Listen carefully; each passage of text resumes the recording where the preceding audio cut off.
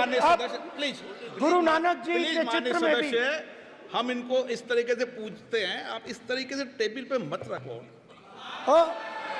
Sir कहाँ रखूं sir? तरीका ठीक सर कहाँ नहीं रखूं? है। यहाँ रख दूं सर? आप यहाँ मत यहाँ रख रखो। देता हूँ सर।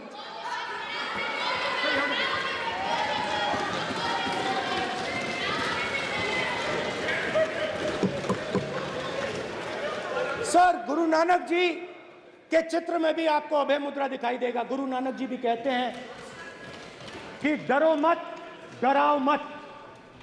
और पंजाब से गुरु नानक जी मेक्का तक गए,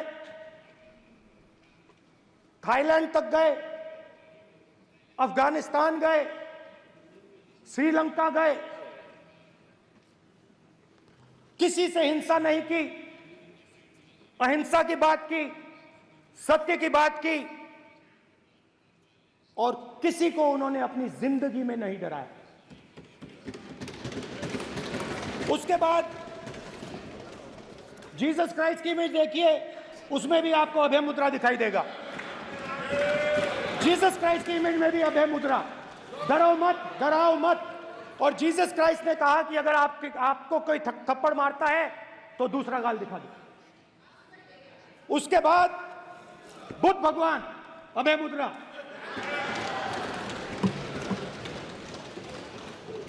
डरो मत, डराओ मत, अहिंसा। मतलब, और अंत में महावीर, डरो मत, डराओ मत, अभय मुद्रा। मतलब हिंदुस्तान के इतिहास में 3 फाउंडेशनल आइडियाज हैं। मोदी जी ने अपने भाषण में एक दिन कहा कि हिंदुस्तान ने किसी पर आक्रमण नहीं किया। उसका कारण है क्योंकि यह देश अहिंसा का देश है। यह देश डर का देश नहीं है। तो हमारे सारे के सारे महापुरुषों ने अहिंसा की बात की, डर मिटाने की बात की। डरो मत, डराओ मत,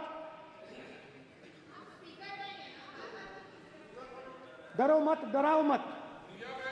और दूसरी तरफ शिव जी कहते हैं डरो मत, डराओ मत, अभय मुद्रा दिखाते हैं, अहिंसा की बात करते हैं, त्रिशूल को जमीन में गाड़ देते हैं।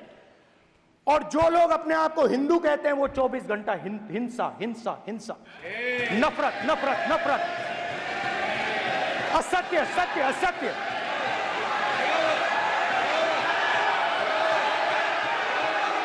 आप हिंदू हो ही नहीं।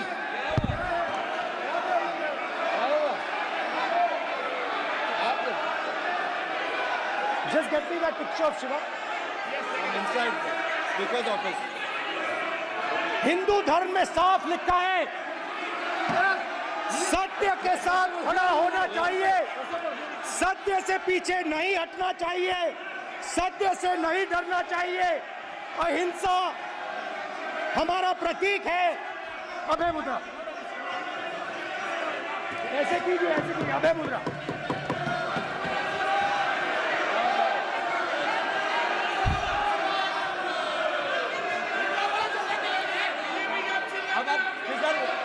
से कोई नहीं आएगा। प्राइम मिनिस्टर भी नोट किए थे। प्राइम मिनिस्टर पे स्पीकर की तरफ से कोई नहीं आएगा। This will happen. स्पीकर वहां पे कोई नहीं। It will repeat again. भाई भाई भाई स्पीकर की तरफ से कोई नहीं आ रहा। माननीय ये आप बात समझिए, कोई नहीं बोल रहा। आप बात समझिए। ये इसलिए चिल्ला रहे हैं क्योंकि तीर जाके दिल में लगा है, दिल में जाके तीर लगा है, इसलिए ये चिल्ला रहे हैं। देखो चुप हो गए, देखिए स्पीकर साहब चुप हो गए सब।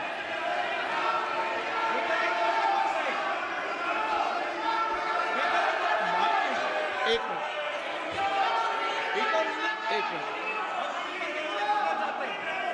माननीय, आप प्रतिपक्ष के नेता हैं, किसी की भावनाओं को ठेस नहीं पहुंचे। सर मुझे बोलने में दीजिए। ध्यान रखना चाहिए। ये जो ये विषय बहुत गंभीर है। पूरे हिंदू समाज को हिंसक कहना ये गंभीर विषय है। बीजेपी को आपको नहीं, नरेंद्र मोदी जी पूरा हिंदू समाज नहीं है, बीजेपी पूरा हिंदू समाज नहीं है, आरएसएस पूरा हिंदू समाज नहीं है।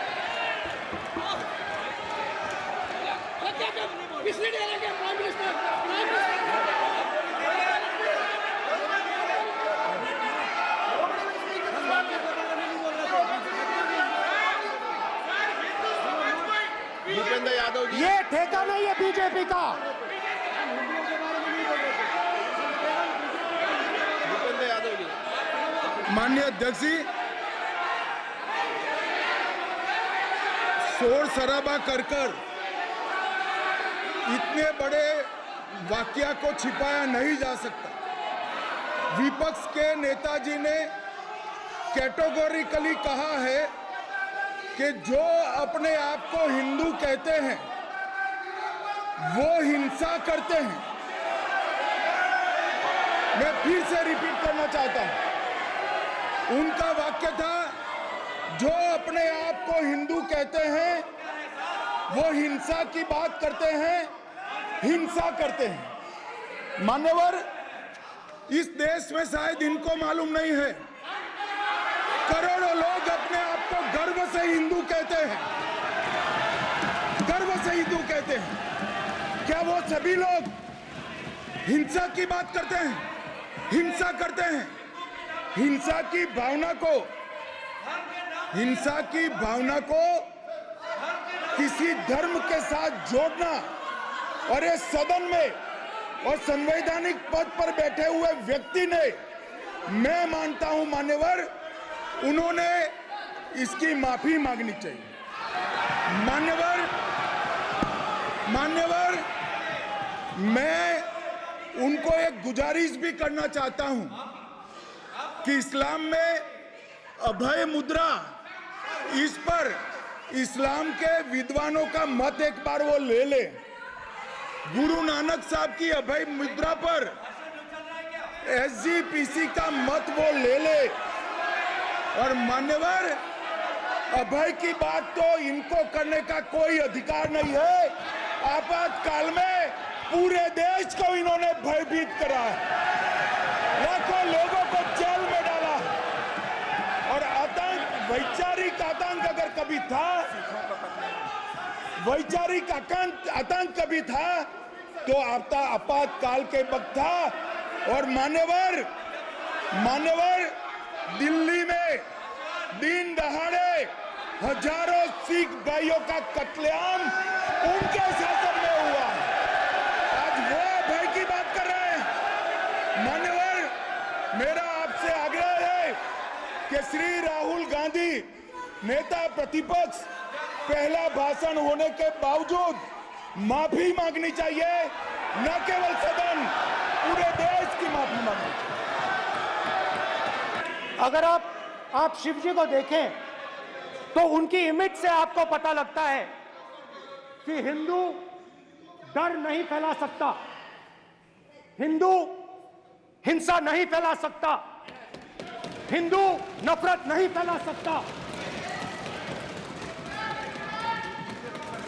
और बीजेपी 24 घंटा नफरत, हिंसा, नफरत, हिंसा, नफरत, हिंसा। स्पीकर सर, कहां तक इन्होंने डर फैला दिया है?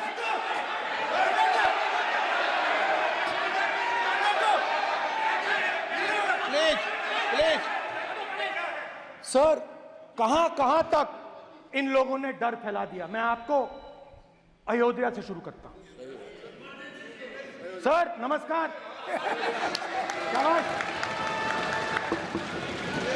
अयोध्या ने आपको मैसेज भेजा, अयोध्या ने राम भगवान, सर क्या रूलिंग? मेरा व्यवस्था का सवाल है।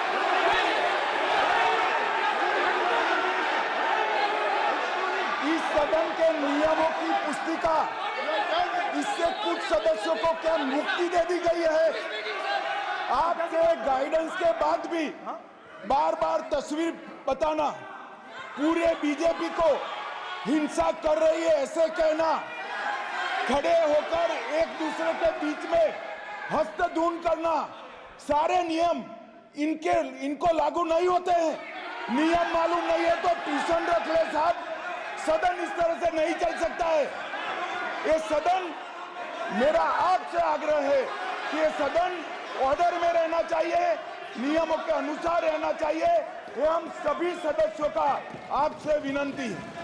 स्पीकर सर, एक मिनट प्लीज।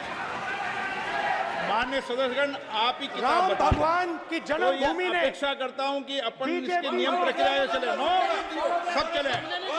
नो, आपने बताया था नियम। नो,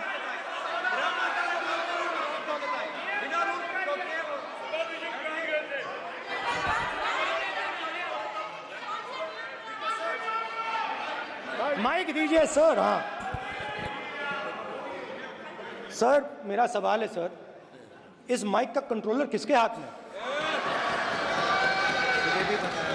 प्लीज बैठिए, बैठिए, बैठिए। सर, ये ऑफ होता है, प्लीज बीच माने में ऑफ हो बैठिए जाता है। प्लीज। ये बार कई बार विषय उठ गई और बहुत गंभीर, और माननीय सदस्य, आप प्रतिपक्ष के नेता हैं, आप सदन के बाहर भी ये बात कहते हैं कि माइक बंद कर देते हैं। मैंने कई बार आग्रहपूर्वक किया कि आसन पर इस तरीके का आरोप नहीं लगाएं। नो, प्लीज बात सुनिए। आसन पर सभी दल के, प्लीज, आसन पर सभी दल के लोग बैठते हैं और सभी दल के लोग सभापति तालिका पे हैं, और सब जानते हैं कि एक व्यवस्था होती है, जिस भी माननीय सदस्यों को आग्रह किया जाता है बोलने का वो बोला जाता है, और जिसको आग्रह नहीं किया जाता उसका माइक चालू नहीं होता। आप बोलने के लिए खड़े, आपका माइक कभी बंद नहीं हुआ, कभी बंद नहीं हुआ। आप अगर आसन में जो भी विराज रहे हैं वो अगर आपका नाम नहीं पुकारते हैं तब माइक चालू नहीं होता। ये व्यवस्था हमेशा इस सदन की रही है, पुराने में भी और नए में भी। कभी आसन पे व्यक्ति पर माइक का कंट्रोल नहीं होता। दूसरा, माननीय प्रतिपक्ष के आप नेता हैं और आपसे ये अपेक्षा की जाती है कि आप लोकसभा की प्रक्रिया काल संचार नियम का पालन करें, संविधान की जो व्यवस्थाएं दे रखी है उसकी पालन करें, और सदन में बोलते समय किसी भी धर्म को के ऊपर ऐसा आक्षेप नहीं करें जिससे पूरे देश के अंदर विषय पैदा हो। यह आपसे अपेक्षा की जाती है। सर, मैं बिल्कुल आपकी रिस्पेक्ट करता हूं स्पीकर सर, मगर मेरे भाषण के बीच में सच्चाई है कि माइक ऑफ हो जाता है।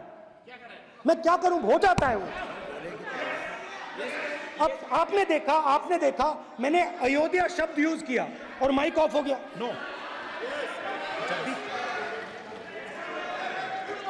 अरे ये प्रधानमंत्री मोदी जी के टाइम में आधा आधा कह रहा है क्या? तो अयोध्या ने राम भगवान की जन्मभूमि, प्लीज ब्रदर, राम भगवान की जन्मभूमि ने बीजेपी को मैसेज दिया, और ये आपके सामने मैसेज बैठे हुए हैं। मैंने इनसे पूछा, कल कॉफी पी, इनसे मैंने पूछा बताइए ये हुआ क्या? बीजेपी ने राम मंदिर का इनॉग्रेशन किया, बोलने दीजिए, राम मंदिर का इनॉग्रेशन किया। अरे भाई आप हार गए, उसको खत्म करिए। नाम बोलने की कोई जरूरत नहीं है, मैं भाषण दे रहा हूं, आप नहीं दे रहे हो। मुझे बोलना है जो बोलना है। मुझे नाम लेने की कोई जरूरत नहीं, मुझे जो बोलना है मैं बोलूंगा। तो अयोध्या ने मैसेज दिया और मैंने इनसे पूछा कि हुआ क्या, और इनका जवाब आया।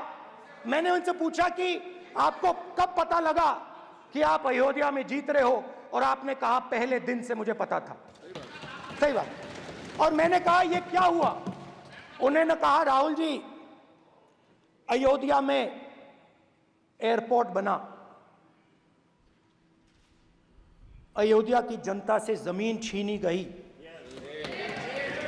और आज तक उन्हें मुआवजा नहीं मिला है। उन्होंने कहा, सही बात, उन्होंने कहा कि अयोध्या में जो भी छोटे छोटे दुकानदार थे,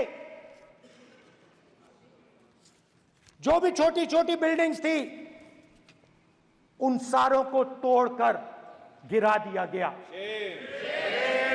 और उन लोगों को सड़क पर कर दिया गया। इन्होंने यह भी कहा कि अयोध्या के इनॉग्रेशन में अयोध्या की जनता को बहुत दुख हुआ, क्योंकि इनॉग्रेशन में अदानी जी थे, अंबानी जी थे, मगर अयोध्या का कोई नहीं था। और ये कारण था कि अयोध्या की जनता में, उनके दिल में नरेंद्र मोदी जी ने भय डाल दिया। उनकी जमीन ले ली, उनके घर गिरा दिए, और फिर अयोध्या के गरीब लोगों को, किसानों को, मजदूरों को मंदिर के इनॉग्रेशन तक नहीं जाने दिया। मंदिर के इनॉग्रेशन छोड़ो, उसके बाहर भी नहीं जाने दिया। और इसीलिए अयोध्या की जनता ने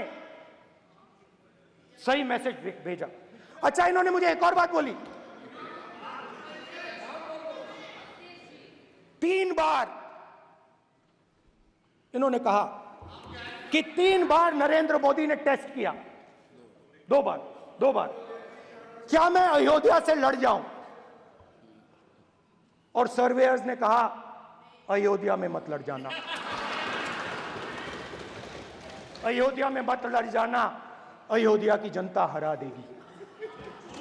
और इसीलिए प्रधानमंत्री वाराणसी गए और वहां बच के निकले।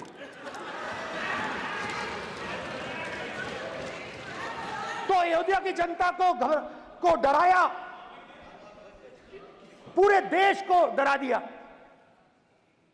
मैं आपको बताता हूं, आज सुबह में आया, राजनाथ सिंह जी ने मुस्कुरा के मुझे नमस्ते की, और मोदी जी बैठे हैं, मुस्कुराहट नहीं, सीरियस, नमस्ते भी नहीं करते। कहीं मोदी जी ना देख लें, प्रॉब्लम हो जाएगी। वही कहानी गडकरी जी की है, सच्चाई है। अरे भाई, अयोध्या की जनता को छोड़ो, ये तो बीजेपी वालों को डराते हैं।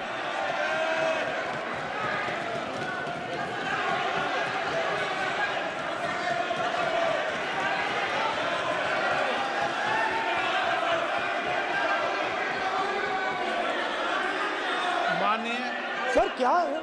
माननीय एक मिनट, माननीय प्रतिपक्ष के नेता, एक मिनट, माननीय प्रतिपक्ष के नेता, आप सदन के वरिष्ठ नेता हैं। मेरा आपसे आग्रह है कि राष्ट्रपति अभिभाषण पर डिबेट हो रही है, इसकी गरिमा, राष्ट्रपति अभिभाषण की गरिमा रखे ना। ये तो अपेक्षा आपसे सब करते हैं कि आप राष्ट्रपति अभिभाषण पे बोले, नीतियां पे बोले, कार्यक्रमों में बोले। अब व्यक्तिगत रूप से